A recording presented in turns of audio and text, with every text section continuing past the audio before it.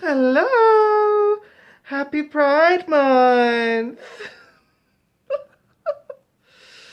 Oh, I gotta take this off because it's a little small and I can't wear that for long periods of time. So, hello! Joy here, and today's video is going to be very, very queer themed. We have flag, we have hoodie, we have mask, we have pronouns badge, we have everything I could possibly need to be as gay as I can. I'm even wearing the t-shirt that I got from Western Pride. Anyone who's been watching that long, it's like 2-3 years ago now, will remember where I got that. And it is about testing for HIV and the fact that the whole home kits are so easily available now. Although they really don't work for me, my blood does not want to come out. And again, sexual health is just, it is for everyone. Sex health education is for everyone, but the ramifications of sexual health access has been most prominently felt by the LGBTQ plus community, as I mentioned in my last video. So, today's video is going to be about gender and looking at gender as a spectrum, and I know this has been talked about a little bit before. I don't think there's a lot that's new here, but I hope that it's at least useful for someone who stumbles upon it to understand. Okay? So let's imagine gender as a straight line. It isn't, but let's imagine that it is. So we have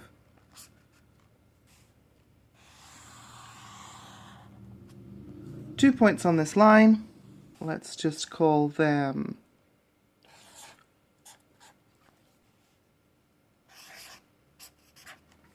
masculine and feminine, okay? And in the middle we have some kind of gender neutral kind of thing going on there. There's not really either or. Now, for most people, they will fall somewhere on this line, either around about here or around about here. Men, women.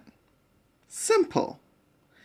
Now you might think that this also means that non-binary people are somewhere around about here. And for some people that is certainly true. However, it's not always the case.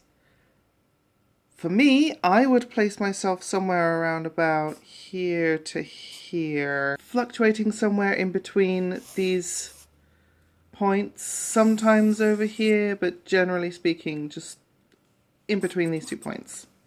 Between being feminine, neutral, and a little bit kind of masculine. Now, I am using these words deliberately instead of male or female to distinguish that this is in fact just gender that we are talking about, not biological sex. Some people who also consider themselves non-binary maybe consider themselves somewhere here or somewhere here, or, you know, maybe not even on this altogether. Maybe they could feel a little bit of this and a little bit of this just added together. So there really is no one way to be non-binary, and there really is no one prescribed way to be masculine or feminine either, but we'll get into that a little bit later. But for the majority of people, most people will identify as a woman or as a man. Makes sense, right? We are talking about gender identity here, just gender identity. What this line represents, is an internal and individual sense of self. Now that's important. Remember it in context with some of the other things that I'm going to need to explain to you, because gender is not just one straight line. It's not even one wiggly squiggly line with 2 points at either end. No,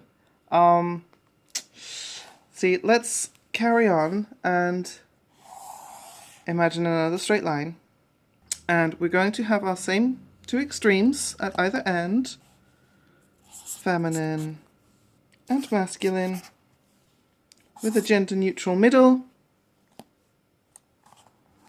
Only this time, instead of talking about gender identity, this line represents gender presentation. That might sound kind of obvious, but just to clarify, I do need to go over some examples just to be absolutely clear about what we're talking about.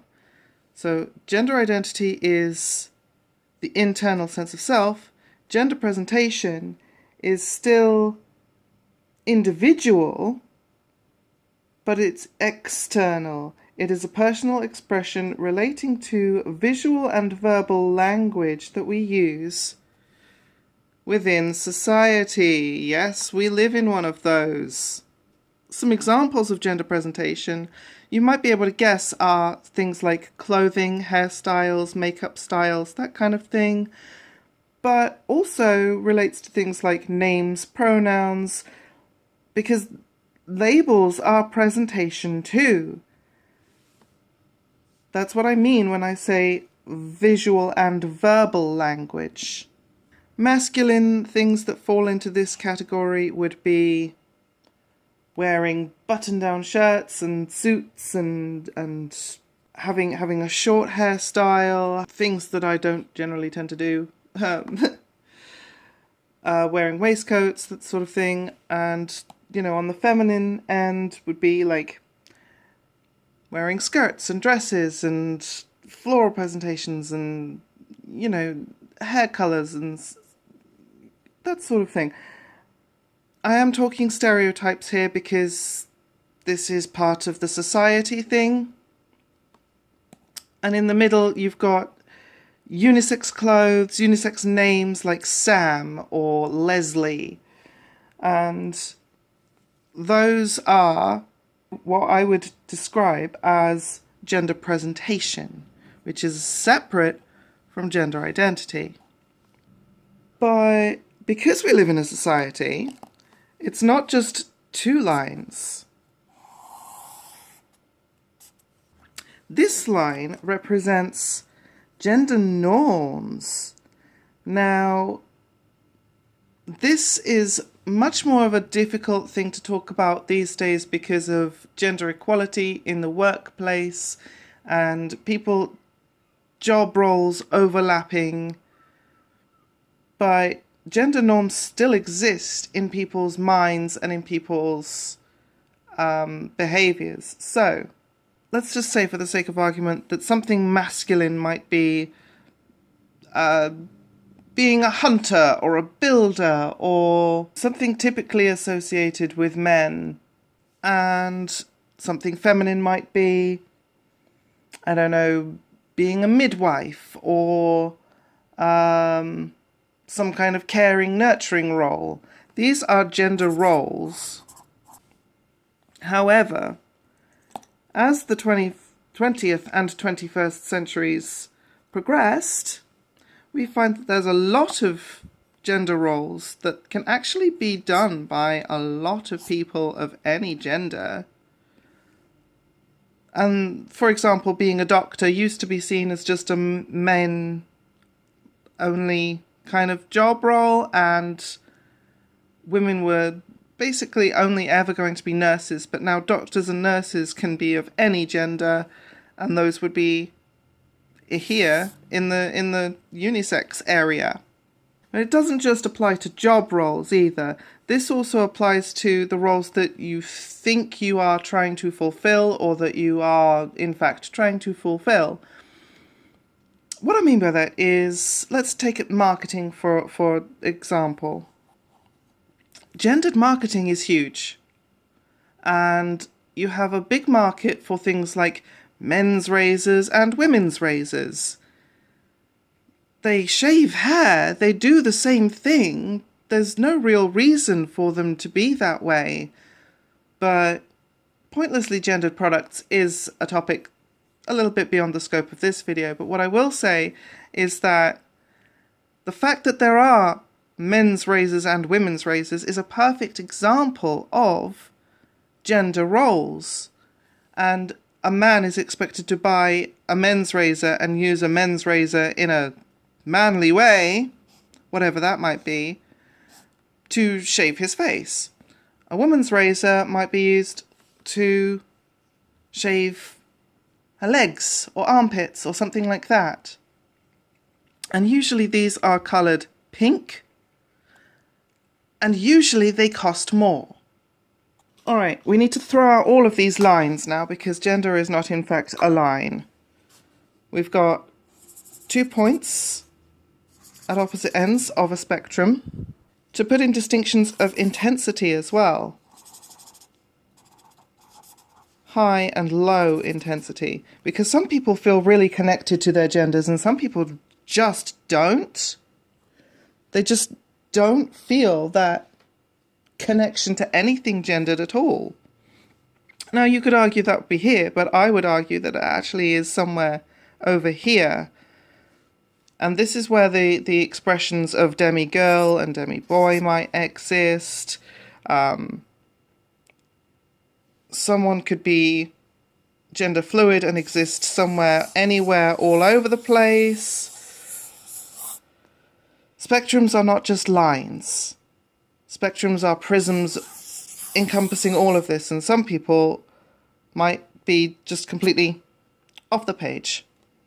My point is that even though we've got these really badly drawn lines that are visual representations of gender, gender is in fact invisible. A bit like gravity. You can't see it, yet we can still observe the effects of it upon us and upon society. Wasn't that fun? Didn't we learn something cool?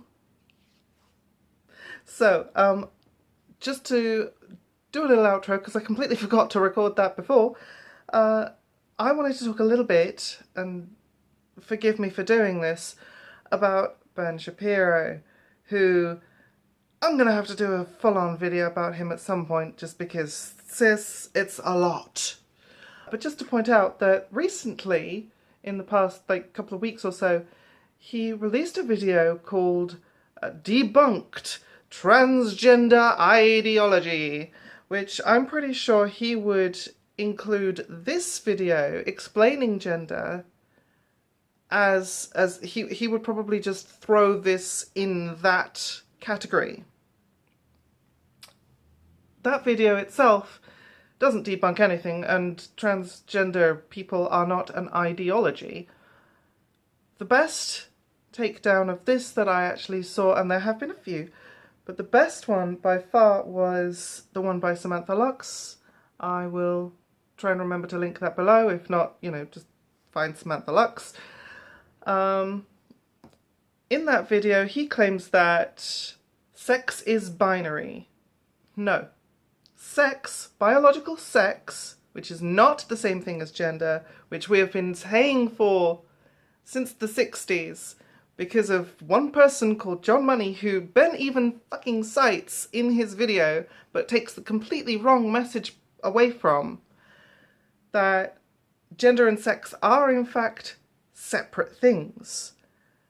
But even then, sex is not binary. Biological sex is bimodal. Most people fall into one end of the spectrum or another end of the spectrum, but biological sex is a spectrum, counter to what he believes and posits.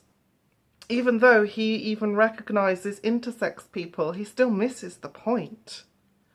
I'm not going to go too much into trying to talk about that because, again, Samantha, she does a much better, more in-depth job than I plan to do here. But I do want to say that people like Ben Shapiro, it doesn't matter how much evidence and how much gender theory you present them with, they will not go for it. Why?